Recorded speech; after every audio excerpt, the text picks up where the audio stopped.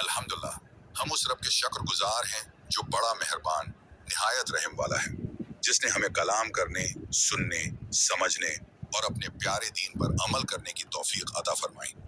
آئیے ہم آج کی بابرکت نشست کا آغاز اس عظیم اور مقدس کلمے سے کرتے ہیں جس سے ہر خیر کا دروازہ کھلتا ہے۔ بسم اللہ الرحمن الرحیم، یعنی اللہ کے نام سے شروع کرتا ہوں جو ہے بڑا مہربان نہایت رحم والا ہے۔ بسم اللہ کی فضیلت، قرآن مجید کی پہلی آیت۔ قرآن کا آغاز بسم اللہ الرحمن الرحیم سے ہوتا ہے اور ہر سورہ سوائے سورہ توبہ کے اسی سے شروع ہوتی ہے جو اس کی عظمت کو واضح کرتی ہے۔ ہر نیک عمل کی چابی نبی کریم نے فرمایا، کل امر زبال لا یبدأ فیہ ببسم اللہ فہو ابتر۔ ابو داؤد حدیث صحیح۔ ترجمہ، ہر اہم کام جو بسم اللہ سے شروع نہ کیا جائے وہ ناقص و بے برکت ہوتا ہے، شیطان کو دور بھگاتی ہے۔ جب انسان کھانے پینے یا کسی کام کے آغاز میں بسم ہے اللہ پڑھتا ہے تو شیطان اس سے دور ہو جاتا ہے۔ نبی کریم نے فرمایا، جب کوئی کھانے سے پہلے بسم اللہ کہہ لیتا ہے تو شیطان کہتا ہے میرے لیے اس کھانے میں کوئی حصہ نہیں۔ مسلم۔ بسم اللہ کے فائدے، برکت کا ذریعہ، ہر وہ کام جو بسم اللہ سے شروع ہو اس میں اللہ کی برکت شامل ہو جاتی ہے۔ حفاظت کا ذریعہ، سفر، کھانا، سونا، جانور ذبح کرنا، گھر داخل ہونا، ان سب میں بسم اللہ شیطان اور آفات سے بچاؤ ہے۔ دل کو اطمینان، بسم اللہ ذکر الہی ہے اور اللہ کے ذکر سے دلوں کو سکون ملتا ہے۔ علم و حکمت میں اضافہ، طلب علم، تحریر، تدریس یا کسی علمی مجلس کی ابتدا بسم اللہ سے کرنا علم میں نورانیت لاتا ہے۔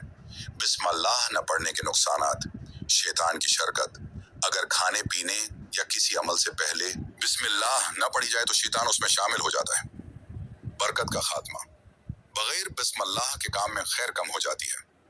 روحانی کمزوری، جو زبان اللہ کے ذکر سے غافل رہے وہ دل بھی کمزور ہو جاتا ہے۔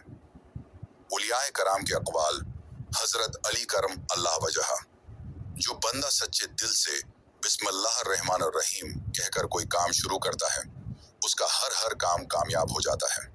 کام خیر و عافیت سے مکمل ہوتا ہے۔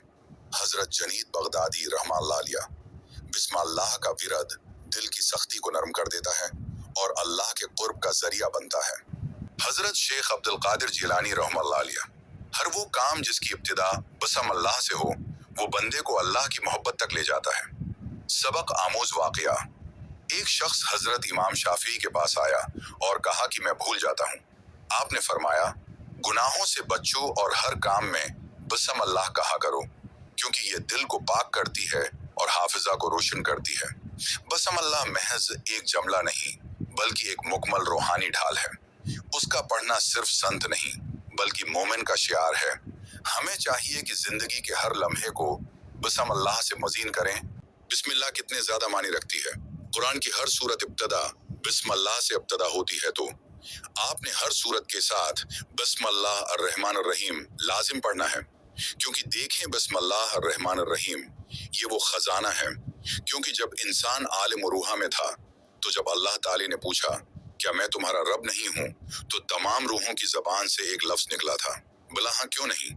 لفظ پاک سب سے پہلے انسان کی زبان سے نکلا، اندر پاک شامل کر دیا، فرمایا اب بھی قیامت تک تم جب بھی کوئی نیک کام کرو تو اپنے کام کو بسم اللہ سے شروع کیا کرو۔ اور آج ہم کسی نہ کسی مشکل کا، کسی نہ کسی پریشانی کا شکار ہیں، اس لیے ہم اپنی ہر پریشانی سے نجات چاہتے ہیں، زمینی وباؤں سے نجات چاہتے ہیں، کوئی بھی بڑی سے بڑی حاجت پوری کروانا چاہتے ہیں، تو ہمیں چاہیے کہ ہم اس عمل کو آج لازمی اپنائیں، تو یہ عمل کرنے سے انشاءاللہ ہر مشکل آسان ہو جاتی ہے۔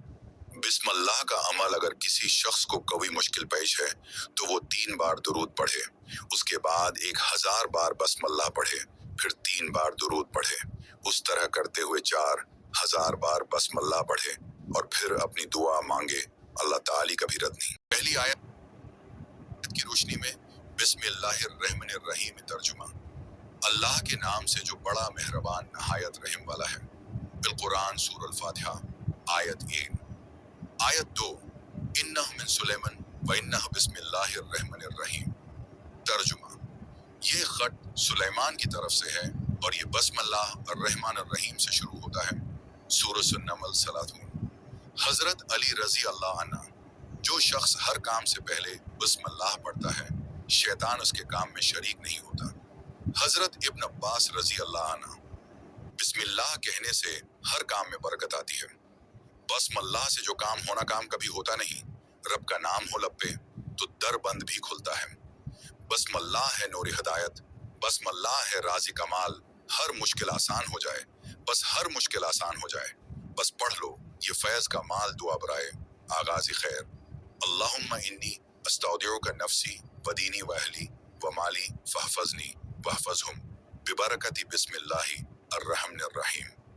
اے اللہ، میں اپنے آپ کو، اپنے دین کو، اپنے اہل و عیال کو اور اپنے مال کو تیرے سپرد کرتا ہوں۔ بس ان سب کی حفاظت فرما تیرے بابرکت نام بسم اللہ الرحمن الرحیم کے صدقے، والسلام جاری ہے۔